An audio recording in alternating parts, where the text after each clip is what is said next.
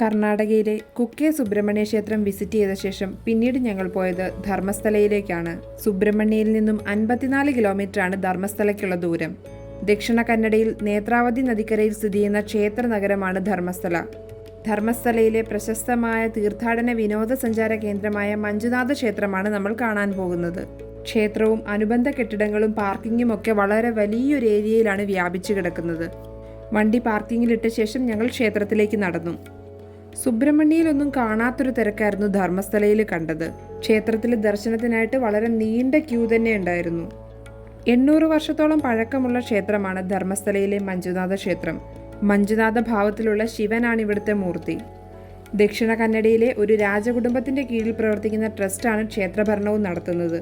ഒരുപാട് സാമൂഹിക സേവന പ്രവർത്തനങ്ങൾ ചെയ്യുന്ന ഒരു ട്രസ്റ്റാണിത്. പ്രത്യേകിച്ചും വിദ്യാഭ്യാസ രംഗത്ത് സാമ്പത്തികമായി പിന്നോക്കം നിൽക്കുന്ന കുട്ടികൾക്കായിട്ട് സ്കൂളുകൾ മുതൽ കോളേജുകൾ വരെ ഈ ട്രസ്റ്റിന്റെ കീഴിൽ പ്രവർത്തിക്കുന്നുണ്ട്. ദിവസവും 25,000 മുതൽ 50,000 വരെ ആളുകൾക്ക് മഞ്ജുനാഥ ക്ഷേത്രത്തിൽ അന്നദാനം നടത്തുന്നുണ്ടെന്നാണ് അറിയാൻ സാധിച്ചത്. അപ്പോൾ തന്നെ ഊഹിക്കാമല്ലോ ദിവസേന ഈ ക്ഷേത്രത്തിൽ വന്നു പോകുന്ന ആളുകളുടെ തിരക്ക് എത്രത്തോളം ആയിരിക്കുമെന്ന്. ക്ഷേത്രത്തിനടുത്തായിട്ട് 2 മ്യൂസിയങ്ങളും ഒരു ഗാർഡനും ആനക്കൊട്ടിലും അക്വേറിയവും ഒക്കെ ഉണ്ട്.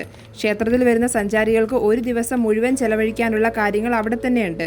മ്യൂസിയത്തിലൊന്ന് പലതരത്തിലുള്ള വാഹനങ്ങളുടേതാണ്.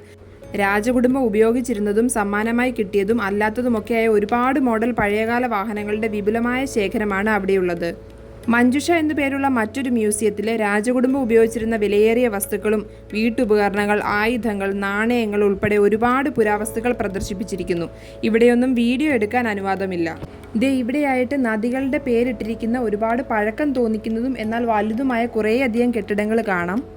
ഇവയൊക്കെയും ക്ഷേത്രത്തിലെ ജീവനക്കാർക്ക് താമസിക്കാനുള്ളതാണോ അതോ പുറത്തുനിന്ന് വരുന്നവർക്ക് ഉപയോഗിക്കാനുള്ള ലോഡ്ജാണോ എന്നറിയില്ല. എന്തായാലും എല്ലാ റൂമുകളിലും താമസക്കാരുണ്ടെന്ന് ഉറപ്പാണ്. ഇവിടെയായിട്ട് മറ്റൊരു ക്ഷേത്രം കൂടിയുണ്ട്. സ്റ്റെപ്പ് കയറി മുകളിൽ ചെന്നാലാണ് ക്ഷേത്രം ഉള്ളത്. ഇങ്ങോട്ടേക്ക് സ്ത്രീകൾക്ക് കയറാൻ പാടില്ല എന്ന് എഴുതി വെച്ചിട്ടുണ്ട്.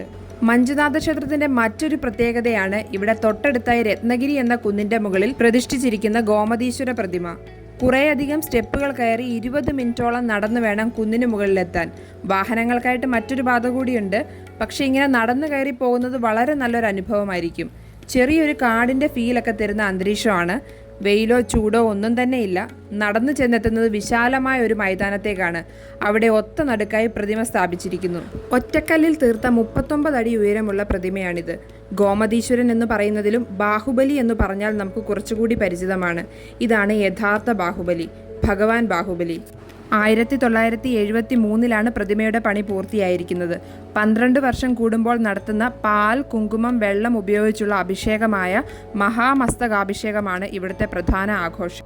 ഇത് 1982, 95, 2007 എന്നീ വർഷങ്ങളിലായി നടത്തിയിട്ടുണ്ട്. വിശേഷ ദിവസങ്ങളുടെ ചിത്രങ്ങളും ചരിത്രവും ഒക്കെ വിസിറ്റേഴ്സിനു വേണ്ടി ഇവിടെ പ്രദർശിപ്പിച്ചിട്ടുണ്ട്. ഇവിടെ ഈ മൈതാനത്തായിട്ട് നല്ല വെയിലുണ്ട്. അതുകൊണ്ട് തന്നെ വൈകുന്നേരങ്ങളിലൊക്കെ വന്നാൽ മാത്രമേ ഇവിടെ കൂടുതൽ സമയം ചിലവഴിക്കാൻ സാധിക്കൂ. മഞ്ജുനാഥ ക്ഷേത്രത്തിലെ അത്രയും തിരക്ക് ഇവിടെ ഉണ്ടായില്ല. ഇവിടുത്തെ ബാഹുബലി പ്രതിമ കൂടാതെ മറ്റൊന്നുള്ളത് ശ്രാവണ ബെൽഗോളയിലാണ്. കുടക് കാണാൻ വരുന്നവർ സുബ്രഹ്മണ്യയും ധർമ്മസ്ഥലയും യാത്രയിൽ ഉൾപ്പെടുത്താൻ ശ്രമിക്കുമല്ലോ അല്ലേ?